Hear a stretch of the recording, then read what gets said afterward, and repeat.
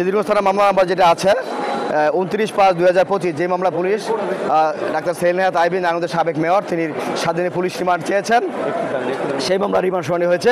সুনারেস্ট মঞ্জুর করার পরে আপনারা জানেন যে এই মামলার বাদীনি হলো রুনা বেগম। রুনা বেগমের ছেলে ডিজিস্ট সজল, তারা বাবা ছেলে এই ডাচ বাংলা ব্যাংক চিটাঙ্গর ছেড়ে নিজ দিয়ে যাচ্ছিলেন। হঠাৎ করে এই আওয়ামী লীগ, যুবলীগ, ছাত্রলীগ তাদের গোলাগুলিতে যখন বৈষম্যের ছাত্র আন্দোলন চলছিল ঠিক তখনই তার উপর গুলি লাগে। গুলি লাগার পরে সরাসরি চিটাঙ্গুর যে সুগন্ধা হসপিটাল সেখানে ভর্তি করা হয়েছিল সজলকে এখানে নেওয়ার পরে কর্তৃপক্ষ মৃত ঘোষণা করছেন। মৃত ঘোষণা করার পর এই আওয়ামী লীগ, যুবলীগ, ছাত্রলীগ এবং অঙ্গ সংগঠনের নেত্রীরা যারা গোলাগুলি করলেন তারা এই লাশটাকে ময়নাতদন্ত করতে আর সুযোগ দেয় নাই। ভয় দেখায় যে যদি ময়নাতদন্ত করতে নেন তাহলে কিন্তু আপনাকে গুলি করে মেরে ফেলবো, এই ভয় দেখায় তাকে বাজার সেবাড়িতে লাশ পাঠিয়ে দেওয়া হয়েছে।